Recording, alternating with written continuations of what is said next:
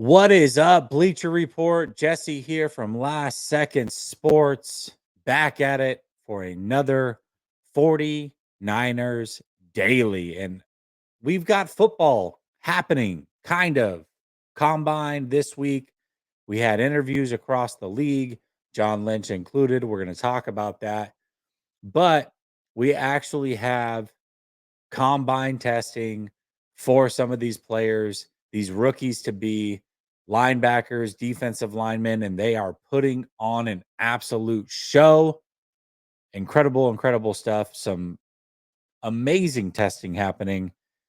But, I mean, this is this is what happens every year. You get guys that test like crazy and all of a sudden they start shooting up boards, at least in the minds of fans.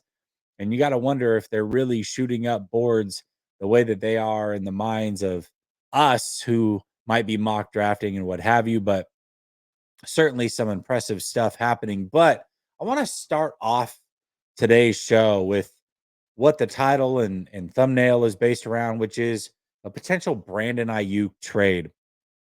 Now, this one really came out of left field if you think about it. I mean, we know that Deebo Samuel is being shopped. That was confirmed by John Lynch. There were a couple other little bombshells that were dropped on us. The fact that Greasy was not going to be back as quarterback coach. We wondered for about a day what was going on there. That was clarified. It sounds like Greasy doesn't want to coach anymore. But the one that really came out of left field was a report by Diana Rossini talking about how teams were showing interest in Brandon Aiyuk. And you got to wonder why or where did this come from? I mean, obviously, last year he was coming off of a career year. He was about to get paid. There were questions on whether the 49ers wanted to meet some of the demands that he and his agent had. And so they gave Brandon Aiyuk permission to seek a trade or figure out what his market was. And they found out what his market was by talking with the Steelers and the Patriots and the Browns and some other teams. And they even had trades worked out. But ultimately, Brandon Aiyuk ended up staying with the 49ers on a AAV of around $30 million. And this brought up a lot of questions. Is he worth it? Is he a number one receiver? Should they have paid him? Yes, it's in line with the market, but is he that guy? It was only 1 year, and question after question after question. Now, coming off of a year where he got a significant injury, the contract is really about to kick into place. Why would teams be interested now? That one kind of boggles my mind a little bit, but it sounds like they are. And not only does it sound like they are, but it sounds like the 49ers are willing to listen to these offers. John Lynch talked about it. He said, anytime somebody calls on these types of players or these types of deals, we always listen. Not that a deal is imminent or anything, but we're going to pay attention to what's being said here. And Brandon Aiyuk is no different.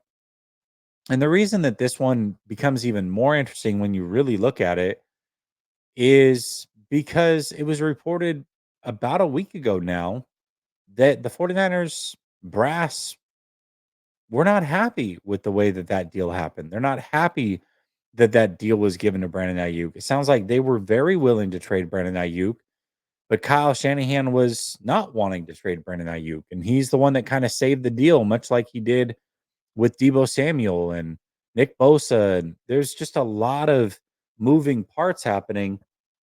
And then you have John Lynch talking about money constraints. And, hey, we can't really spend at the rate we've been spending, which goes in line with the reports that we've heard about how the 49ers have spent the last few off seasons. So the fact that people are willing to listen or ask about Brandon Aiyuk at this time is very interesting. And usually when a player signs a new contract, the way that Brandon Aiyuk did last offseason, that player is not really a tradable asset because they're going to cost so much money for the current team to get rid of them. The deal's just kind of getting going. You're talking about a massive dead cap hit. But the way his contract was built, That is not the case with Brandon Aiyuk, believe it or not.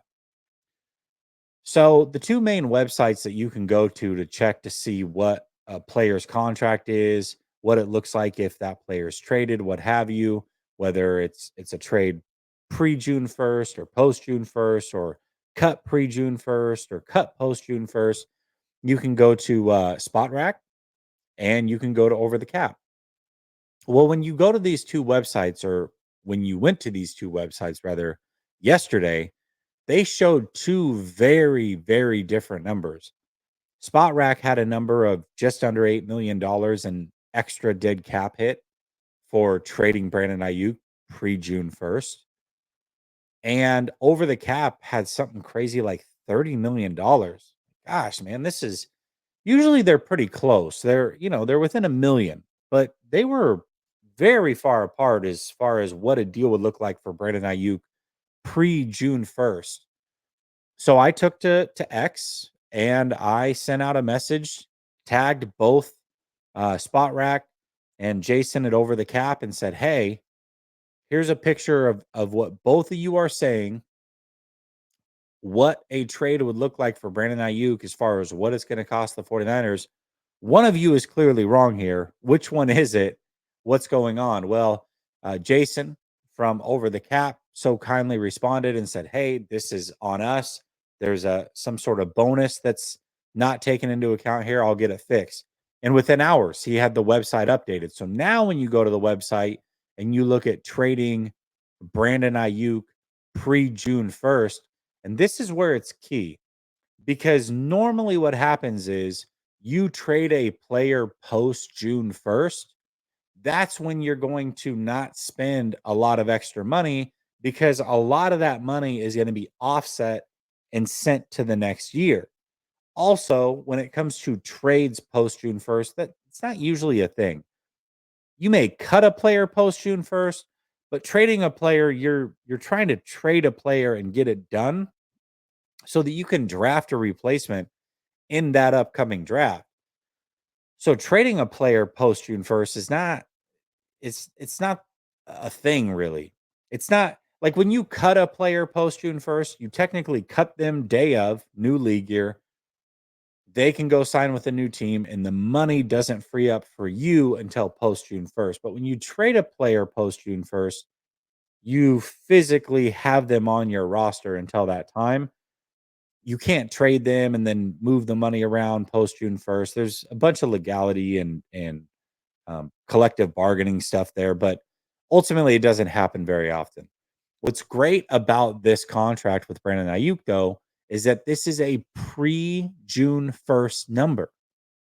So when you look at it, Brandon Ayuk against the cap this year is going to cost 11 million and change to the 49ers. But if the 49ers trade him pre June 1st, it's only going to cost them about 18 million and change. Now, you look at that and say, well, why would you spend more money to not have him on the roster? Just keep him. Well, I'll tell you why. Because that number, that cap number, grows massively over the next few years. Next year, that number goes up to 16 million. The year after that, it goes up to 42 million. The year after that, it goes up to 44 million. Now, obviously, you can maneuver and move things around and restructure deals and all that, add years on. But the point is that Brandon Ayuk, if this is a contract that the 49ers regret doing, if this is a player that is coming off a major injury and you don't know how he's going to return, if you can avoid even worrying about it and having cap numbers in the future and only eat about $7 million to do so, I think you got to strongly consider it. And I'm one of the biggest Brandon Ayuk fans that there is. I was so adamant that they needed to sign him last year, and I was so happy he got a deal done, and got a little weird towards the end. It did. But overall, I was happy that they brought Brandon Ayuk back. And I think Brandon Ayuk, when he's at his best, is a top 10 receiver in the league. I think he's a great route runner. He's got good hands. He's a very willing and good blocker. I think he's helped develop players that aren't even receivers, truth be told. I mean, heck, I think he's a big reason why Deommodore Lenoir became the player that he did. Deommodore Lenoir and him had battles back and forth in the locker room, and they talk a lot of trash to each other, developed a good friendship. But I think that they both made each other better. So I love what Brandon Ayuk brings to the table. I really do. But coming off of a major injury now and hearing that the 49ers brass weren't necessarily too happy to sign him, I think a deal with Brandon Ayuk is actually very realistic at this point, especially knowing that that cap hit to move him is about as good as it can be for a guy that just got the deal that he got. It's actually kind of crazy that that is feasible and that they can save that much money year after year for the next 3 years if they just move on from him now. Now, I don't know why a team would be interested in bringing that contract on coming off the injury. That's kind of crazy to me. And you're definitely not looking at the compensation you would have got last year, right? If they had traded him last year, we're talking like late first round picks, second round picks, and then all the contract and everything would have gone to that new team. That's not going to be the case here. You're going to take a cap hit, although feasible. It's still going to be a cap hit you're going to take. Last year, if they had traded him, all the money in that 5th-year option would have carried over to the new team. It would have been a $0 cap hit to the 49ers. And you're not looking at first or second round value. You're probably looking at like fifth or sixth round value. So I imagine that the teams that were interested last year are interested this year. Steelers, Patriots, those types of teams, Raiders, maybe. I think those are the teams that you're looking at. And I'll tell you what, if the Steelers are willing to give you a fifth or a sixth round pick and they're going to take that contract, I do it. I do it. And I clear the books. My whole conversation this offseason has been about building for the future for this team. You move on from Debo Samuel, you move on from Brandon Ayuk. You've already moved on from Hargrave. You're putting yourself in a situation financially in the future to have a lot of flexibility because of these moves. A lot of flexibility. You have a good draft this year. You continue to draft well. You're a year or so from having a lot of cap space. A lot of cap space. And this is exactly what John Lynch talked about. John Lynch on his own accord and really what's interesting is, and I caught this the first time through when he talked about Brandon Ayuk or was asked about Brandon Ayuk and trading Brandon Ayuk potentially, how he pivoted to a full money conversation. I did catch that initially. But now that I really think about it, him bringing up all of that during the Brandon Ayuk conversation tells me that they are very willing to listen to moving on from Brandon Ayuk. Here's what happened. He was asked about, hey, there's been some rumors that teams are poking around about Brandon Ayuk. What are your thoughts? He didn't say no, nobody's asking about Brandon Ayuk. That's false. He said, yeah, people ask about players, good players, and we listen. So he confirmed that teams are asking about Brandon Ayuk. He talked about Brandon Ayuk's injury, how there's a major milestone coming up. I'm sure that would definitely come into play as far as potentially trading him. But that milestone is not too far away. It sounds like it'll happen before the draft. So if he meets that milestone, he's on track to be ready to go pretty early on. Team hears that. I'm sure that makes him excited. So we talked about that. But then he pivoted the conversation into an overall money situation to the team, an age situation to the team. I mean, this is interesting to me because this is something I've been talking about for 2 straight off seasons, where the 49ers have moved on from guys like Eric Armstead. 2 off seasons ago, they restructured Eric Armstead, which I thought was a bad deal because had they not done that, they could have moved on from him last offseason with 0 penalties. Just See you later. He could have walked, went to the Jaguars like he did. They would have eaten no dead cap because they restructured that deal. Not only did they eat dead cap last year of like 11, $12 million, but they've got $17 million in dead cap this year for Eric Armstead to play on a completely different roster. Then last offseason, they did a similar thing with Debo. It's like they restructured his deal. And at that time, I said, why are you doing this? I mean, this is a player that you're going to move on from soon. Why are you kicking the can down the road? And here we are. They're ready to move on from Debo. And most likely they're going to end up cutting him. It'll probably be post June 1st. And they're going to eat cap this year to move on from him. And they're going to eat cap next year to move on from him. And I'm thinking that I'm looking at it saying this is not a smart way to go about building a roster. I mean, you don't have unlimited money. I know a lot of people think the cap is fake, but to me, this is pretty obvious. This is not something you do. And sure enough, John Lynch agrees now.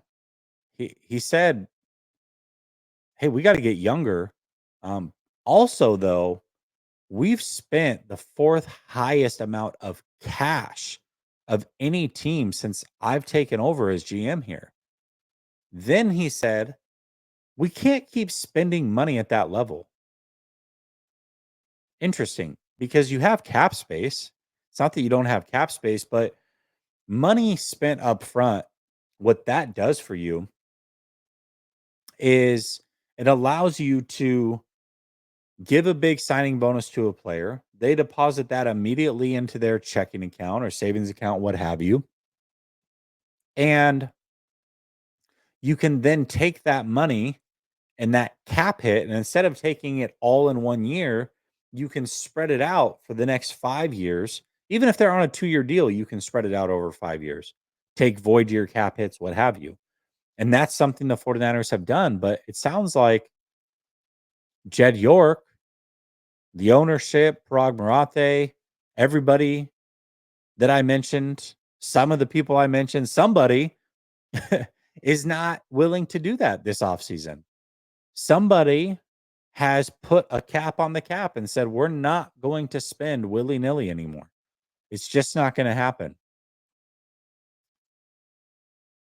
And John Lynch is relaying that message, which is interesting because, again, they have cap space, but how you maneuver in that cap space, what types of players you spend that money on. I know a lot of people are like really excited. Hey, Myles Garrett becomes available. There was a report that came out that a lot of these big time pass rushers, these edge rushers, are going to be interested in coming to the 49ers if they're cut from their teams or traded or what have you. And that's great. But a lot of these guys are older. I mean, we're talking about players like Joey Bosa, Khalil Mack, Myles Garrett. If those players get moved, is that making the 49ers younger? If they sign with the 49ers? I mean, John Lynch just said, we got to get younger. And we can't keep spending money at the level we were spending at. I mean, those are players that are going to cost money and not make you younger. It feels like that's not the route they're going to go. And by the way, I love this. I've been saying this for 2 years. My gosh, here we go. Last trade deadline, I talked about how the 49ers need to be sellers. They need to move on from Debo now.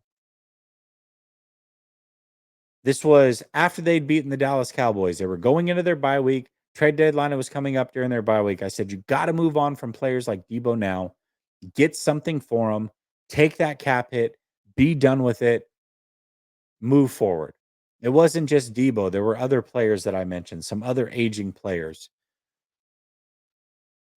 And the 49ers, I knew weren't going to do it, but now it sounds like they realize, hey, we long term, if we want to win, we got to do things differently. We can't just keep spending and spending and spending. And we got to get younger. And the only way to do that, the only way to spend less and get younger is to draft well. Now, that doesn't mean that you get zero free agents. They'll get free agents. They'll spend money in free agency. But how those contracts are structured, I think that'll be interesting. What do they prioritize in the draft? I think that'll be really interesting. And then that circles back to the original conversation of Brandon Aiyuk.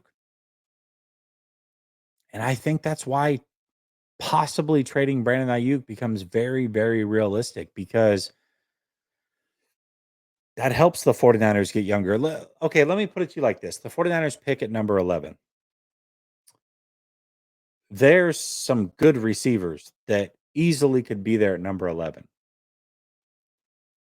As it stands now, if the 49ers took a receiver at number 11, it felt like that was the best player. Let's say McMillan's there, and that was the best player.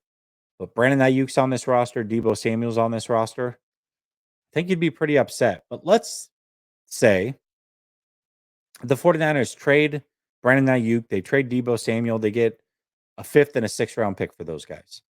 But now we know that they're gone. We know that they have Ricky Pearsall. We know that they have Jawan Jennings. Obviously, they have Jacob Cowing, George Kittle, CMC. I mean, they still have some weapons, but you're looking at a true number one receiver that this team needs. And you don't have a bunch of money tied up into aging players that are coming off injuries, contracts you regret. I think as a fan, you can stomach number 11, they take McMillan. You can understand it. It starts to make a little bit of sense. It's doesn't pigeonhole them into taking specific position groups if those aren't the best players available. Now, I'm not saying that McMillan will be the best player available at 11. Who knows? But if he is, and they take him now, and Ayuk's a part of this team, like, what are you doing? You receiver first round, 2 years in a row. You just gave a massive contract Aiyuk. You could have traded him multiple times and chose not to. I don't think it makes any sense. I don't think that that's something that you as a fan can stomach. I don't know if it's something I can stomach as a fan. But you trade Brandon Aiyuk. Now all of a sudden you take McMillan. It's like, okay, I get it. No, I get it. This makes total sense. It's a major need now. We all agree that receivers a need, right? But that doesn't mean that you spend your 11th overall pick on that need, even if that's the best player available when you have Brandon Ayuk on this roster, Debo Samuel, what have you. But those guys, if they're not there, it opens you up to all the possibilities. Signing Devontae Adams potentially becomes a little bit more realistic, maybe. Although we talked about getting younger and spending cash. Well, I don't know that that necessarily fits that. So, Devontae Adams may be out, but you understand where I'm going with this. I just I think if I would have told you a week ago, there's a real possibility that the 49ers could trade Brandon Ayuk. I think you would have looked at me like I was purple with three eyes. Like, what are you talking about, dude? There's zero chance that's happening. Zero chance that's happening. And here we are a week later, and it seems very, very possible. I'm not saying it's likely, I'm not saying it's going to happen, but I think now we're open to the possibility of it happening. And money wise, I mean, that's the most incredible piece of this. Again, he counts for 11 million against the cap this year. You trade him, he only counts for 18 million and change. Then you avoid 16 million next year, 42 million in 2027, 44 million in 2028. I think you're probably pretty open to trading Brandon Ayuk. Even if you're the biggest Brandon Ayuk fan. I love Brandon Ayuk. But at those numbers, knowing what's possible, I'm pretty open to trading Brandon Ayuk.